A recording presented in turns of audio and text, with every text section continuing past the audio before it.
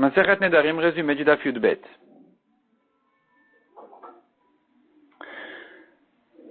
La Gemara demande quelqu'un qui a dit « Ma viande sera comme la viande d'un korban shlamim après avoir jeté son sang au misbéach. » Est-ce que c'est un neder ou pas? À cette étape-là, le korban, il est déjà permis. Donc s'il a dit clairement « Ma viande sera comme la viande du korban après jeter le sang », c'est sûr que c'est permis. La question se pose dans le cas où il a deux morceaux de viande devant lui. Il y a la viande du shlamim, à l'étape où c'est déjà permis, et il y a sa viande à lui. Il a dit celle-ci comme celle-là. Qu'est-ce qu'il veut dire par là? Il veut comparer sa viande à lui à la viande du korban quand c'est interdit encore, ou non, ou comme c'est maintenant que c'est permis. Grande question. Grande question, la Gemara ramène des preuves et des objections. Est-ce qu'on va toujours comparer à l'origine ou pas? Donc on a le cas du notar par exemple. Le notar, c'est la viande du korban après que son temps est passé. On ne peut plus le manger. Or le notar, à cette étape-là, il est interdit par la Torah, pas par sa parole. Donc c'est pas ça qui va faire un éder. Il veut dire par là que quand quelqu'un dit mon pain est comme du notar, il veut dire comme un korban au moment où c'était interdit. Donc même si ensuite ça a été permis qu'il n'y a plus de néder dessus, puisqu'il a déjà jeté le sang, il compare, quand il compare au notar, quand il compare au korban, il veut toujours comparer au premier temps du korban qui est interdit. La Gemara répond, on n'a pas de preuve de là, il s'agit de notar du korban ola.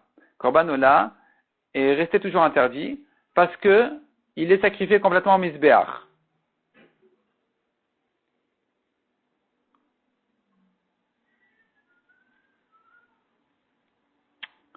La Gemara continue à ramener encore d'autres objections. Quelqu'un qui a dit aujourd'hui, donc le dimanche 1er Nissan, sera comme le dimanche 1er Nissan.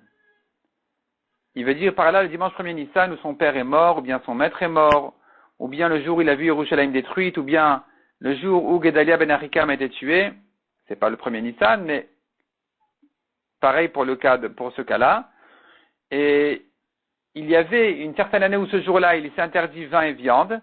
Donc il voudrait comparer aujourd'hui au jour où il s'était interdit vin et viande le 1er Nissan, le dimanche 1er Nissan.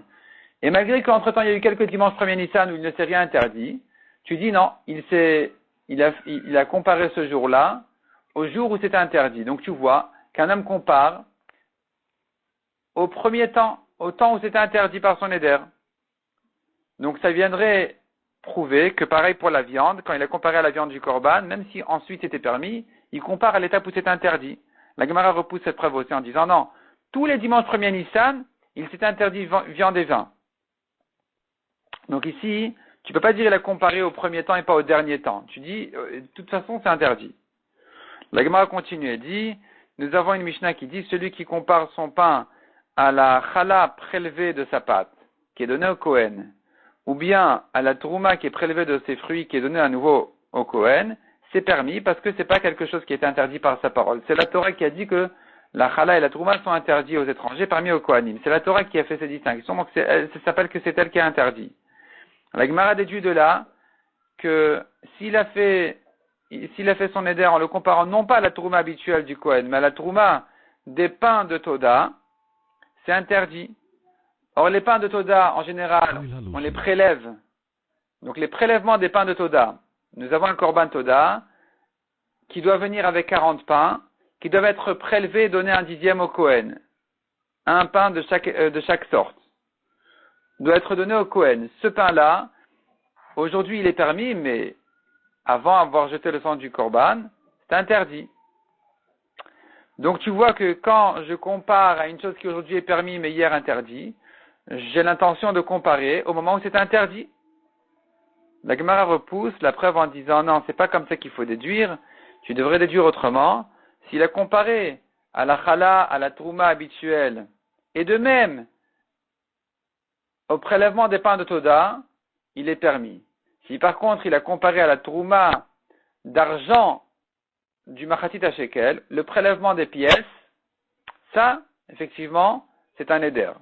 mais pas les pains de Toda qui aujourd'hui sont permis. On n'a pas de preuve de là qu'il a l'intention de comparer à hier et pas aujourd'hui. Ou bien, si tu veux, je te dis, dans les pains de Toda, nous avons aussi un pain de Toda qui est prélevé au Kohen, qui est encore interdit aujourd'hui. C'est pour ça qu'on a dit que s'il a comparé au pain de Toda, c'est interdit. Il se peut qu'il les ait prélevés avant la cuisson même, donc avant avoir jeté le sang du korban. À cette étape-là, c'est interdit. Et c'est pour ça que, dans ce cas-là, c'est considéré comme un éder.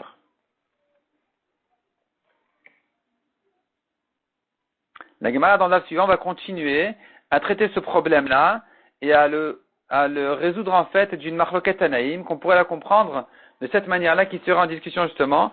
Est-ce que quelqu'un qui compare à une viande de korban qui aujourd'hui est permise et hier interdite, il a l'intention de comparer à aujourd'hui ou à hier?